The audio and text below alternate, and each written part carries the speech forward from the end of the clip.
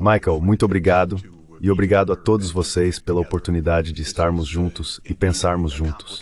Este é de fato um tempo complicado e em rápida mudança e muito perigoso, então realmente precisamos de clareza de pensamento. Estou especialmente interessado em nossa conversa, então tentarei ser o mais sucinto e claro possível. Tenho acompanhado os eventos de perto na Europa Oriental, na ex-União Soviética e na Rússia nos últimos 36 anos. Fui conselheiro do governo polonês em 1989, do presidente Gorbachev em 1990 e 91, do presidente Yeltsin de 1991 a 93 e do presidente Kuchma da Ucrânia em 1993 e 1994. And 91 to President Yeltsin in 1991 to 1993 to President Kuchma of Ukraine in 1993-94. I helped introduce the Estonian currency. Ajudei a introduzir a moeda estoniana. Ajudei vários países na antiga Iugoslávia, especialmente a Eslovênia. Acompanhei os eventos de perto por 36 anos. Após o Maidan, fui convidado pelo novo governo para ir a Kiev. Fui levado ao redor do Maidan e aprendi muitas coisas em primeira mão. Estou em contato com líderes russos há mais de 30 anos. Conheço a liderança política americana de perto. Nosso ex-secretário do Tesouro foi meu professor de macroeconomia há 51 anos, só para você ter uma ideia. Então fomos amigos muito próximos por meio século. Conheço todas essas pessoas. Só quero dizer isso porque o que quero explicar do meu ponto de vista não é de segunda mão. Não é ideologia. É o que vi com meus próprios olhos e experimentei durante esse período.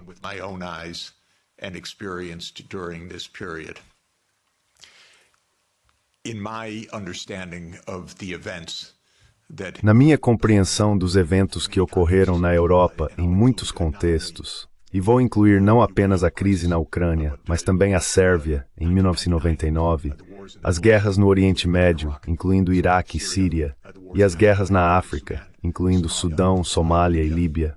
Estes são em uma medida muito significativa que talvez te surpreenda, e seriam denunciados pelo que estou prestes a dizer, guerras que os Estados Unidos lideraram e causaram. Isso tem sido verdade por mais de 40 anos.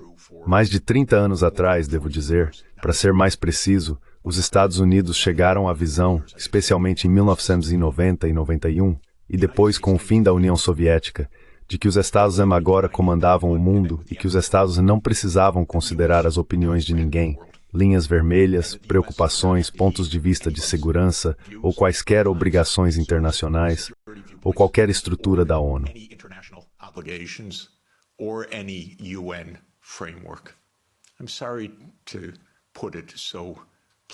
Sinto muito por ser tão direto, mas quero que você entenda. Eu me esforcei muito em 91 para conseguir ajuda para Gorbachev, que considero o maior estadista do nosso tempo moderno. Recentemente, li o memorando arquivado da discussão do Conselho de Segurança Nacional sobre minha proposta, como eles a descartaram completamente e riram dela quando eu disse que os Estados Unidos deveriam ajudar a União Soviética na estabilização financeira e na realização de suas reformas. O memorando documenta, incluindo alguns dos meus ex-colegas de Harvard em particular, dizendo que faremos o mínimo para evitar um desastre, mas o mínimo.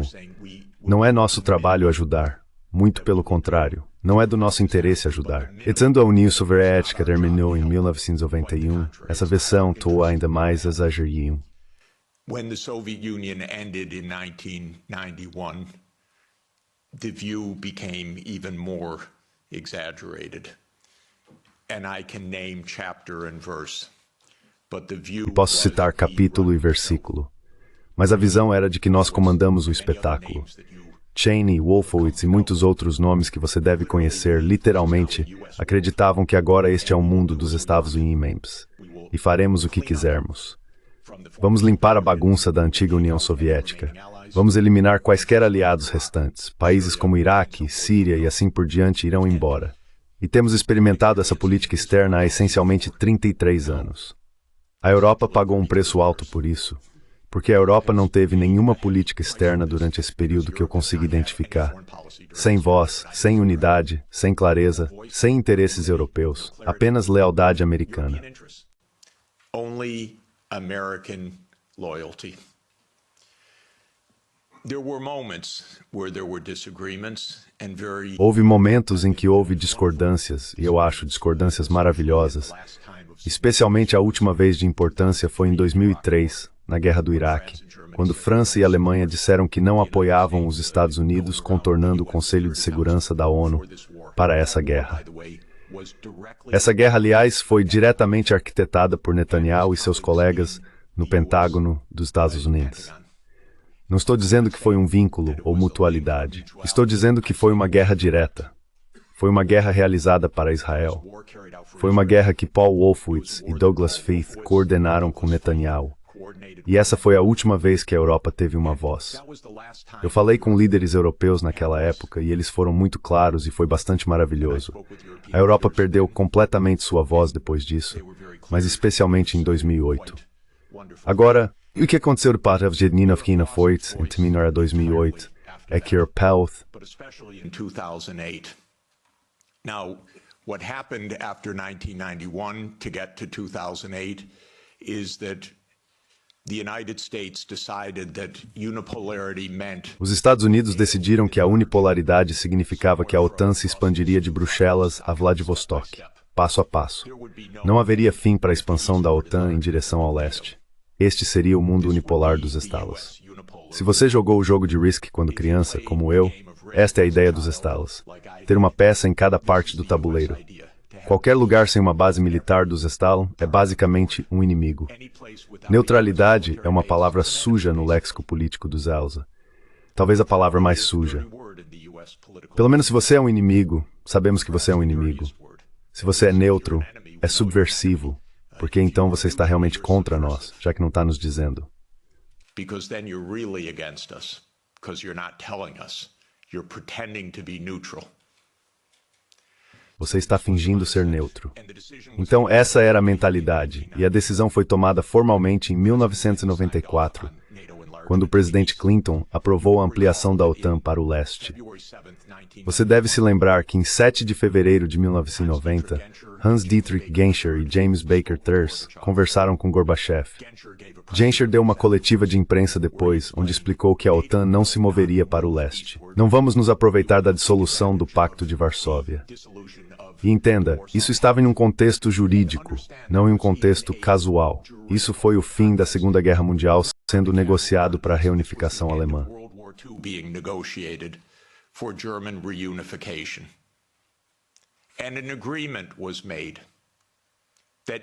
E foi feito um acordo de que a OTAN não se moveria 1 centímetro para o leste. Foi explícito e está em inúmeros documentos. Basta procurar no Arquivo de Segurança Nacional da Universidade George Washington e você pode encontrar dezenas de documentos. É um site chamado O que Gorbachev ouviu sobre a OTAN. Dê uma olhada, porque tudo que lhe é dito pelos Estados Unidos é uma mentira sobre isso. Mas os arquivos são perfeitamente claros. Então, a decisão foi em 94 para expandir a OTAN até a Ucrânia. Este é um projeto, não é uma administração ou outra. Este é um projeto do governo dos Estados Unidos que começou há mais de 30 anos.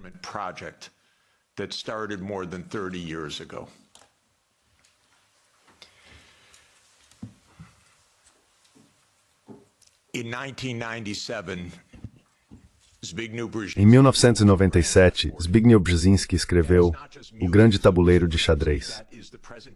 Isso não são apenas as reflexões do Sr. Brzezinski. É a apresentação das decisões do governo dos Estados Unidos explicadas ao público, que é como esses livros funcionam. O livro descreve a ampliação para o leste da Europa e da OTAN como eventos simultâneos.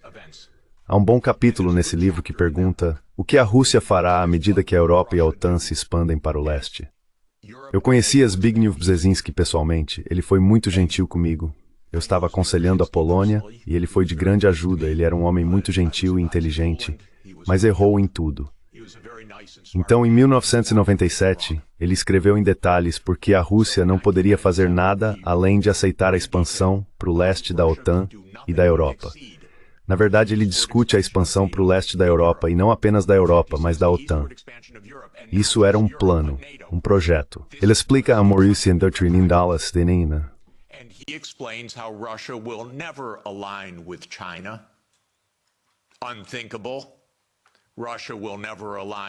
Impensável. A Rússia nunca se alinhará com o Irã. A Rússia não tem outra vocação além da vocação europeia. Então, à medida que a Europa se move para o leste, não há nada que a Rússia possa fazer a respeito. Assim diz mais um estrategista americano. Há alguma dúvida sobre por que estamos em guerra o tempo todo? Porque uma coisa sobre a América é que sempre sabemos o que nossos contrapontos vão fazer. E sempre erramos. E uma razão pela qual sempre erramos é que, na teoria dos jogos que os estrategistas americanos jogam, você na verdade não conversa com o outro lado, você apenas sabe qual é a estratégia do outro lado. É maravilhoso. Economiza tanto tempo. Você não precisa de nenhuma diplomacia. Então esse projeto começou e tivemos uma continuidade de governo por 30 anos, até talvez ontem, talvez. 30 anos de um projeto. Ucrânia e Geórgia eram as chaves do projeto. Por quê? Porque a maior saftem for Towercore e os britânicos. Because America learned everything it knows from the British. And so we are the wannabe British. E assim, somos o aspirante a Império Britânico. E o que o Império Britânico entendeu em 1853, Lord Palmerston, desculpe-me, é que você cerca a Rússia no Mar Negro e nega à Rússia o acesso ao Mediterrâneo Oriental. E tudo que você está vendo é um projeto americano para fazer isso no século XXI. A ideia era que haveria Ucrânia, Romênia, Bulgária, Turquia e Geórgia, como os países litorâneos do Mar Negro, que privariam a Rússia de qualquer status internacional, bloqueando o Mar Negro e essencialmente neutralizando a Rússia como mais do que uma potência local. Brzezinski é completamente claro sobre isso. E antes de Brzezinski havia Mackinder. And before Brzezinski, there was Mackinder. And who owns the island of the world owns the world. E quem possui a ilha do mundo, possui o mundo. Então esse projeto vem de muito tempo, acho que remonta basicamente a Palmerston. E novamente, vivi por todas as administrações. Conheci esses presidentes, conheci suas equipes. Nada mudou muito de Clinton para Bush, para Obama, para Trump, para Biden. Talvez tenham piorado passo a passo. Biden foi o pior, na minha opinião, talvez também porque ele não estava com pós-mentis nos últimos anos. E digo isso seriamente, não como uma observação sarcástica. O sistema político americano é um sistema de imagem, é um sistema de manipulação da mídia todos os dias, é um sistema de relações públicas. E assim você poderia ter um presidente que basicamente não funciona. And so you could have a president that basically doesn't function and have that in power. E ter isso no poder por 2 anos, e na verdade ter esse presidente concorrendo à reeleição. E uma coisa é certa, ele teve que ficar em um palco por 90 minutos sozinho, e isso foi o fim. Se não fosse por esse erro, ele teria continuado com sua candidatura, estivesse ele dormindo depois das 16 ou não. Então, essa é realmente a realidade. Todo mundo concorda com isso. É indelicado dizer qualquer coisa do que estou dizendo porque não falamos a verdade sobre quase nada neste mundo agora. Então esse projeto continuou desde os anos 1990. Bombardear Belgrado por 78 dias consecutivos em 99 foi parte desse projeto. Bombing Belgrade 78 straight days in 1999 was part of this project. Splitting apart the country when borders are sacrosanct. Dividir o país quando as fronteiras são sagradas, não são? Exceto por Kosovo. Isso é aceitável porque as fronteiras são sagradas, exceto quando a América as muda. O Sudão foi outro projeto relacionado. A rebelião do Sudão do Sul, isso aconteceu apenas porque os sul-sudaneses se rebelaram? Ou posso lhe dar o manual da CIA e entender como adultos do que se trata? Eventos militares são caros. Eles exigem equipamentos, treinamento, acampamentos, inteligência, finanças. Isso vem de grandes potências. Isso não vem de insurreições locais. O Sudão do Sul não derrotou o norte do Sudão, ou o Sudão em uma batalha tribal. Foi um projeto dos Thousand Aim. Eu costumava ir a Nairobi e me encontrar com militares dos assamês, ou senadores, ou outros com profundo interesse na política do Sudão. With deep interest in Sudan's politics. This was part of the game of unipolarity. Isso fazia parte do jogo da unipolaridade. Então a ampliação da OTAN, como você sabe, começou em 1999 com Hungria, Polônia e República Tcheca. E a Rússia ficou extremamente insatisfeita com isso. Mas esses eram países ainda distantes da fronteira, e a Rússia protestou, mas claro, sem sucesso. Então George Bush Jr. assumiu. Quando ocorreu o 11 de setembro, o presidente Putin prometeu todo o apoio. E então os Estados Unidos decidiram em 20 de setembro de 2001 que lançariam 7 guerras em 5 anos. E você pode ouvir o General Wesley Clark falar sobre isso online. Ele era o comandante supremo da OTAN em 1999.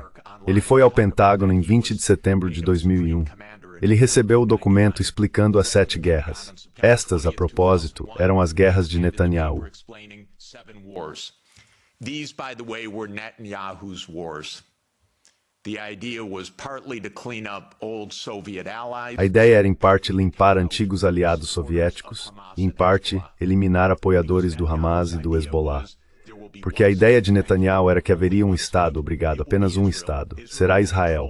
Israel controlará todo o território. E qualquer um que se opuser, nós derrubaremos. Não exatamente nós, nosso amigo, os Estados Unidos. Essa é a política dos Estados até esta manhã. Não sabemos se isso mudará.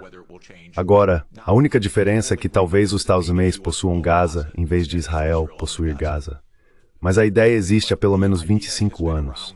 Na verdade, remonta a um documento chamado Clean Break, que Netanyahu e sua equipe política americana elaboraram em 1996 para acabar com a ideia da solução de 2 estados. Você também pode encontrá-lo online. Então, esses são projetos.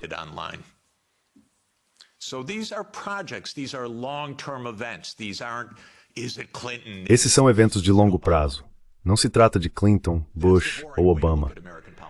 Essa é a maneira entediante de olhar para a política americana, como um jogo do dia a dia, mas não é isso que a política americana é. Então, a próxima rodada de ampliação da OTAN ocorreu em 2004, com mais 7 países, os 3 estados bálticos, Romênia, Bulgária, Eslovênia e Eslováquia. Nesse ponto, a Rússia estava bastante irritada. Isso foi uma violação completa da ordem pós-guerra acordada com a reunificação alemã.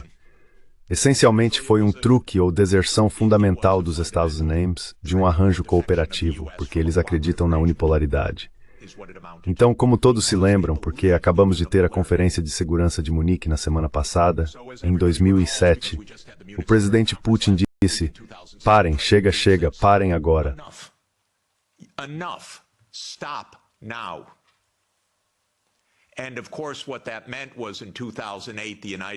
E claro, o que isso significou foi que, em 2008, os Estados Unidos pressionaram pela ampliação da OTAN para incluir a Ucrânia e a Geórgia. Este é um projeto de longo prazo.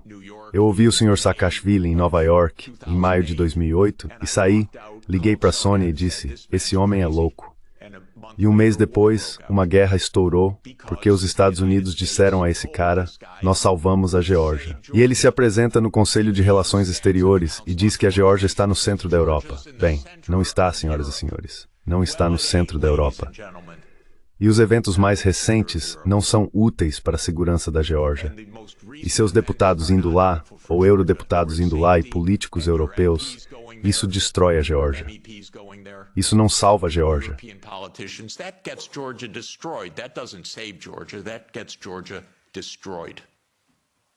Isso destrói a Geórgia, completamente destruída.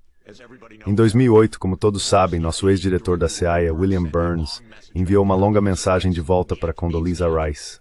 Nayat significa Nayat, sobre a expansão. Isso sabemos por Julian Assange. Porque, acredite, nenhuma palavra é dita ao povo americano sobre nada, ou a você, ou por qualquer um dos seus jornais hoje em dia. Então temos que agradecer a Julian Assange, mas podemos ler o memorando em detalhes. Como você sabe, Viktor Yanukovych foi eleito em 2010 com a plataforma de neutralidade. A Rússia não tinha interesses ou planos territoriais na Ucrânia. Eu sei, eu estava lá durante esses anos. O que a Rússia estava negociando era um arrendamento de 25 anos até 2042 para a base naval de Sevastopol. Só isso. Não para a Crimeia, não para o Donbass, nada disso. Not for Crimea, not for the Donbass, nothing like that. This idea that Putin is reconstructing. Essa ideia de que Putin está reconstruindo o Império Russo é propaganda infantil. Com licença. Se alguém conhece a história do dia a dia e ano a ano, isso é coisa de criança. Coisa de criança parece funcionar melhor do que coisa de adulto. Então nenhum plano de fato. Os Estados Unidos decidiram que esse homem deve ser derrubado. Isso é chamado de Operação de Mudança de Regime. Houve cerca de 100 delas pelos Estados Unidos, muitas em seus países e muitas ao redor do mundo. É isso que a CIA faz para viver. Ok, por favor saibam disso. É um tipo de política externa muito incomum. Mas na América, se você não gosta do outro lado, você não negocia com eles. Você tenta derrubá-los, de preferência de forma encoberta. Se não funcionar de forma encoberta, você faz de forma aberta. Você sempre diz que não é nossa culpa.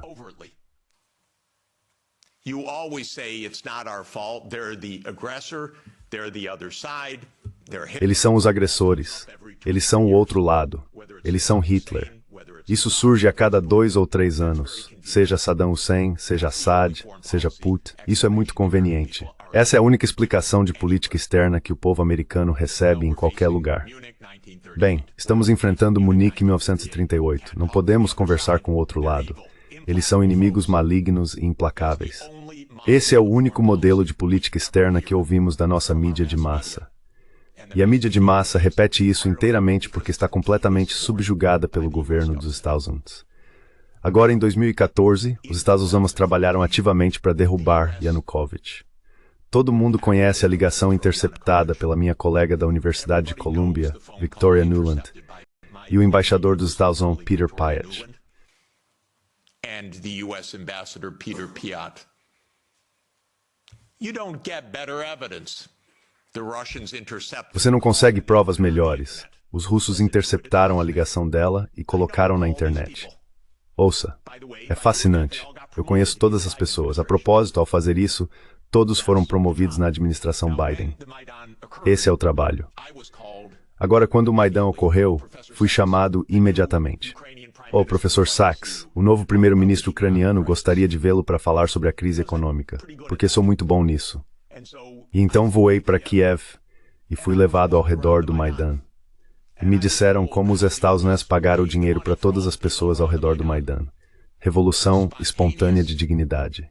Senhoras e senhores, por favor, de onde vêm todos esses meios de comunicação? De onde vem toda essa organização? Where does all this organization come from? Where do all these buses come from? Where do all these people come from? De onde vêm todos esses ônibus? De onde vêm todas essas pessoas chamadas? Você está brincando? Isso é um esforço organizado. E não é um segredo, exceto para os cidadãos da Europa e dos Estados Unidos. Todo mundo entende isso muito claramente. Então veio Minsk, e especialmente Minsk II, que a propósito foi modelado na autonomia do Tirol do Sul. E os belgas poderiam ter se relacionado muito bem com Minsk II. Dizia que deveria haver autonomia para as regiões de língua russa no leste da Ucrânia. Foi apoiado unanimemente pelo Conselho de Segurança da ONU. Os Estados Unidos e a Ucrânia decidiram que não deveria ser aplicado. Alemanha e França, que eram os garantidores do processo de Normandia, deixaram passar.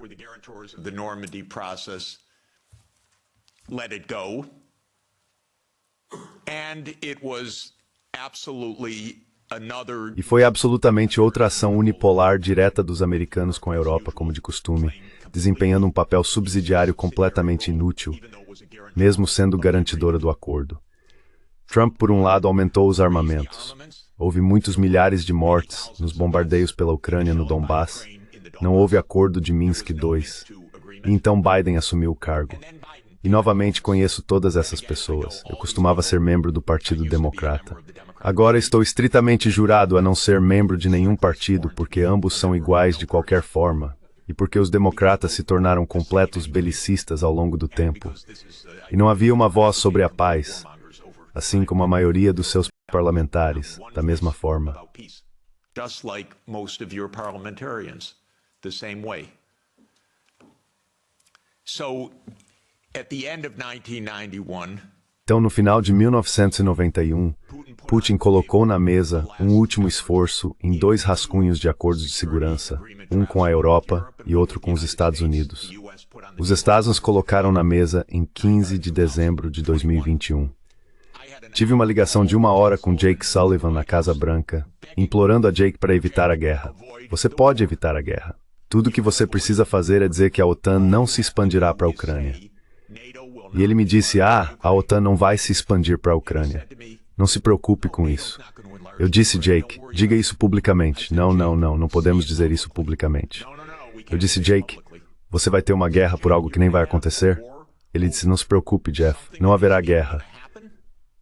Essas não são pessoas muito inteligentes. These are not very bright people. I'm telling you. If I can give you my honest view. Estou te dizendo, se eu puder te dar minha opinião honesta, eles não são pessoas muito inteligentes. E eu lidei com eles por mais de 40 anos. Eles falam consigo mesmos. Eles não falam com mais ninguém. Eles jogam teoria dos jogos. Na teoria dos jogos não cooperativos, você não fala com o outro lado. Você apenas faz sua estratégia. Essa é a essência da teoria dos jogos. Não é teoria de negociação. Não é teoria de pacificação. É uma teoria unilateral, não cooperativa se você conhece a teoria formal dos jogos. É isso que eles jogam. Começou na Rand Corporation. É isso que eles ainda jogam. Em 2019 há um artigo da Rand, Como estendemos a Rússia. Você sabia que eles escreveram um artigo que Biden seguiu? Do you know they wrote a paper which Biden followed? How do we annoy Russia? Como irritamos a Rússia? Essa é literalmente a estratégia. Como irritamos a Rússia? Estamos tentando provocá-la, tentando fazê-la se desintegrar, talvez ter uma mudança de regime, talvez ter agitação, talvez ter uma crise econômica. É assim que você chama seu aliado? Tá brincando? Então tive uma longa e frustrante ligação com Sullivan. Eu estava parado no frio congelante. Acontece que eu estava tentando ter um dia de esqui. E lá estava eu dizendo, Jake, não tenha guerra. Ou não haverá guerra, Jeff. Sabemos muito do que aconteceu no mês seguinte, que é que eles se recusaram a negociar. A ideia mais estúpida da OTAN é a chamada política de portas abertas. Tá brincando?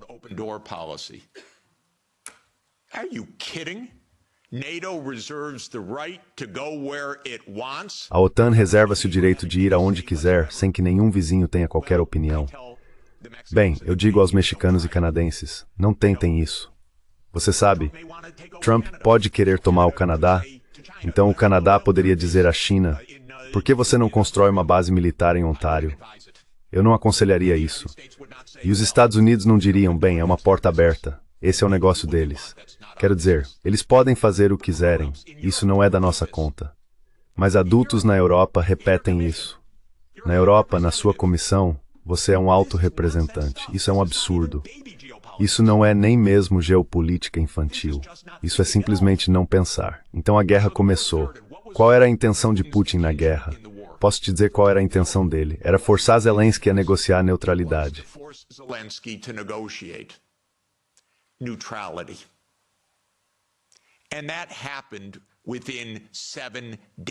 E isso aconteceu dentro de 7 dias após o início da invasão. Você deve entender isso, não a propaganda que é escrita sobre isso. Ah, que eles falharam e ele ia tomar a Ucrânia. Vamos lá, senhoras e senhores, entendam algo básico. A ideia era manter a OTAN. E o que é a OTAN? É os Estados Unidos, fora da fronteira da Rússia. Nada mais, nada menos. Devo acrescentar um ponto muito importante. Por que eles estão tão interessados? Primeiro, porque se a China ou a Rússia decidissem ter uma base militar no Rio Grande ou na fronteira canadense, não apenas os Estados Unidos surtariam, teríamos guerra em cerca de 10 minutos. Mas também porque os Estados Unidos abandonaram unilateralmente o Tratado de Mísseis Antibalísticos em 2002 e encerraram o quadro de controle de armas nucleares ao fazer isso.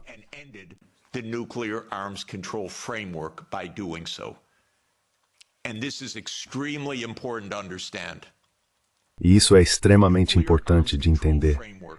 O quadro de controle de armas nucleares é baseado em tentar bloquear um primeiro ataque. O Tratado ABM era um componente crítico disso. Os Azuen saíram unilateralmente do Tratado ABM em 2002. Isso irritou a Rússia. Então tudo o que descrevi está no contexto da destruição do quadro nuclear também. A partir de 2010, os Estados instalaram sistemas de mísseis Aegis na Polônia e depois na Romênia. A Rússia não gosta disso. Uma das questões em pauta em dezembro de 2021 e janeiro de 2022 era se os Estados Unidos reivindicavam o direito de colocar sistemas de mísseis na Ucrânia.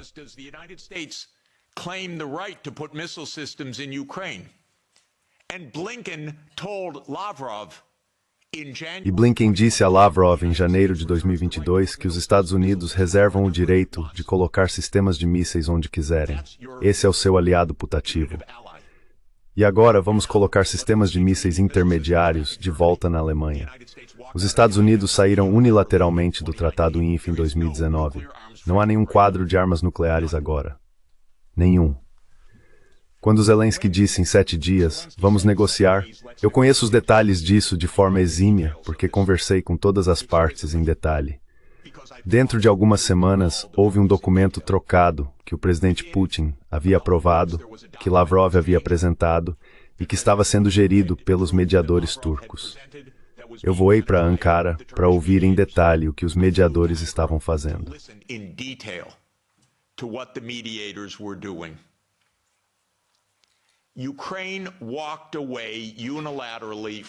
A Ucrânia se afastou unilateralmente de um quase acordo.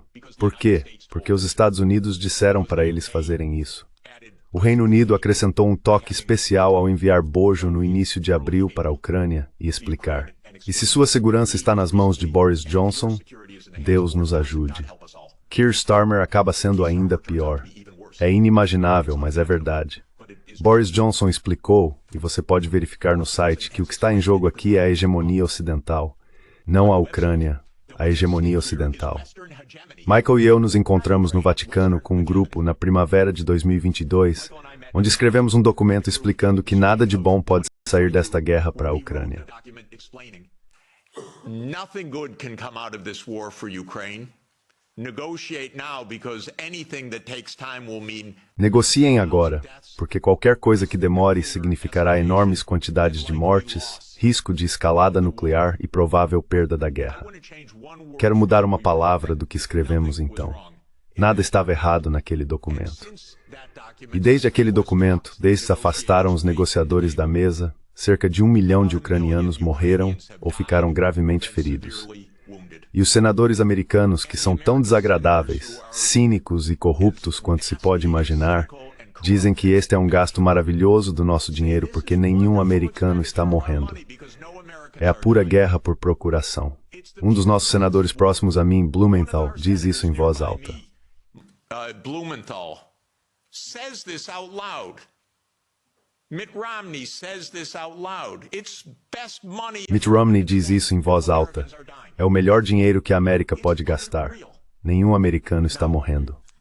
É inacreditável. Agora, só para nos atualizar até ontem, isso falhou. Este projeto falhou. A ideia do projeto era que a Rússia desistiria. A ideia o tempo todo era que a Rússia não poderia resistir, como Zbigniew Brzezinski explicou em 1997. Os americanos pensaram que tinham a vantagem. Vamos ganhar porque vamos blefar com eles. Eles realmente não vão lutar. Eles realmente não vão se mobilizar. A opção nuclear de cortá-los do SWIFT, isso vai acabar com eles. As sanções econômicas, isso vai acabar com eles. Os HIMARS, isso vai acabar com eles. Os ataques MS, os F-16. That's going to do them in. The ATACMS, the F-16s. Honestly, I've listened to this for 70 years. Honestamente, eu ouvi isso por 70 anos. Ouvi isso com uma compreensão parcial, diria, por cerca de 56 anos. Eles falam bobagens todos os dias. Meu país, meu governo. Isso é tão familiar para mim. Completamente familiar. Eu implorei aos ucranianos. E eu tinha um histórico com os ucranianos. Eu aconselhei os ucranianos. Eu não sou anti-ucraniano. Sou completamente pró-ucraniano. Eu disse, salvem suas vidas, salvem sua soberania, salvem seu território, sejam neutros. Não ouçam os americanos. Eu repeti para eles o famoso adágio de Henry Kissinger, que ser inimigo dos Estados Unidos é perigoso, mas ser amigo é fatal. Ok, então deixe-me repetir isso para a Europa. Okay, so let me repeat that for Europe. To be an enemy of the United States is dangerous, but to be a friend. Ser inimigo dos Estados Unidos é perigoso, mas ser amigo é fatal. Então, deixe-me finalizar com algumas palavras sobre Trump. Trump não quer a mão perdedora. É por isso que é mais provável do que não que esta guerra termine, porque Trump e o presidente Putin concordarão em acabar com a guerra. Se a Europa fizer toda a sua grande beligerância, não importa. A guerra está acabando. Então, tire isso do seu sistema. Por favor, diga aos seus colegas que acabou. E acabou porque Trump não quer carregar um perdedor. É isso, não é alguma grande moralidade. Ele não quer carregar um perdedor. Este é um perdedor. Quem será salvo pelas negociações que estão acontecendo agora é a Ucrânia. Em segundo lugar, a Europa.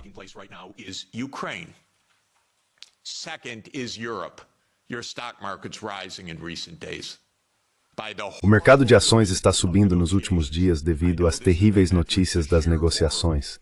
Sei que isso foi recebido com puro horror nestas câmaras. Mas esta é a melhor notícia que vocês poderiam receber. Agora, eu encorajei. Eles não me ouvem. Mas tentei entrar em contato com alguns dos líderes europeus. A maioria não quer ouvir nada de mim. Mas eu disse, não vão a Kiev, vão a Moscou. Conversem com seus colegas. Você está brincando? Vocês são a Europa. Vocês são 450 milhões de pessoas. Vocês são uma economia de 20 trilhões de dólares. Vocês deveriam ser o principal parceiro comercial e econômico da Rússia. São ligações naturais. A propósito, se alguém quiser discutir como explodiram o Nord Stream, ficarei feliz em falar sobre isso.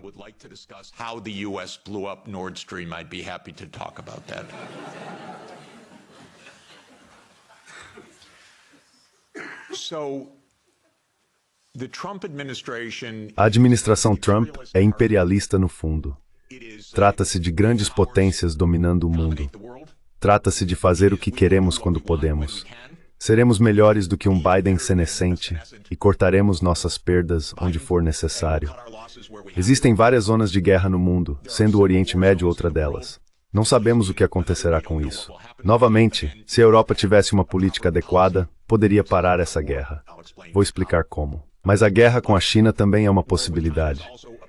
Então não estou dizendo que estamos em uma nova era de paz, mas estamos em um tipo de política muito diferente agora.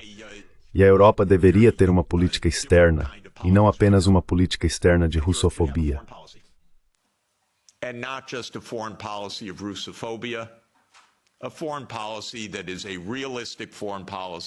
Uma política externa, que seja uma política externa realista, que entenda a situação da Rússia, que entenda a situação da Europa, que entenda o que é a América e o que ela representa, que tenta evitar que a Europa seja invadida pelos Estados Unidos. Porque não é impossível que a América simplesmente desembarque tropas em território dinamarquês. Não estou brincando, e não acho que eles estejam brincando. E a Europa precisa de uma política externa, uma de verdade. Não um sim, vamos negociar com o Sr. Trump e encontrá-lo no meio do caminho. Sabe como será? Me ligue depois. Por favor, não tenha funcionários americanos como chefes da Europa. Tenha funcionários europeus. Por favor, tenha uma política externa europeia. Have a European foreign policy. You're going to be living with Russia for a long time. Você vai conviver com a Rússia por muito tempo. Então, por favor, negocie com a Rússia. Existem questões reais de segurança na mesa. Mas a retórica inflamada e a russofobia não estão servindo à sua segurança de forma alguma. Não está servindo à segurança da Ucrânia de forma alguma. Contribuiu para 1 milhão de baixas na Ucrânia por causa dessa aventura americana idiota a qual você aderiu e depois se tornou o principal defensor. Não resolve nada. No Oriente Médio, aliás, os Estados Unidos entregaram completamente a política externa a Netanyahu há 30 anos. O lobby de Israel domina a política americana. Não tenha dúvidas sobre isso. Eu poderia explicar por horas como funciona. É muito perigoso.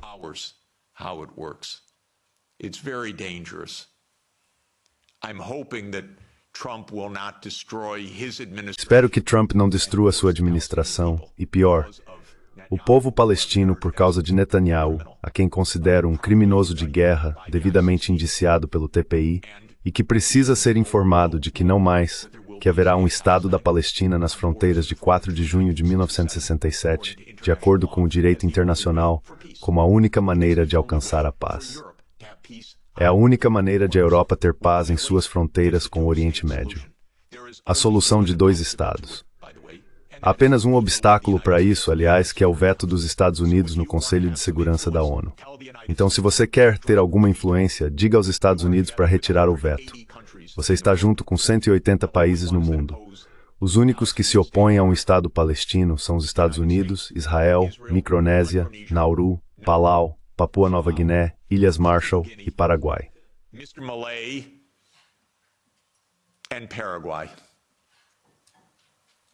So this is a place where Europe could have a big influence. Então este é um lugar onde a Europa poderia ter uma grande influência. A Europa ficou em silêncio sobre o JCPOA e o Irã. O maior sonho de Netanyahu na vida é uma guerra entre os Estados Unidos e o Irã. Ele não desistiu, e não é impossível que isso também aconteça. E isso porque os Estados, nesse aspecto, não têm uma política externa independente. É comandada por Israel. É trágico. É incrível, aliás.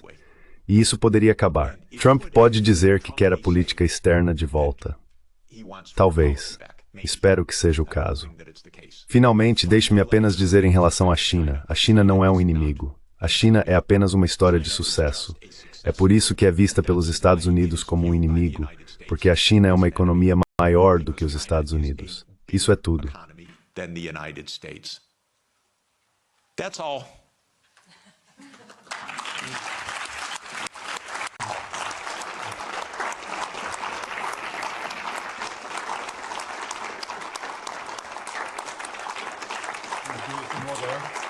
Thanks.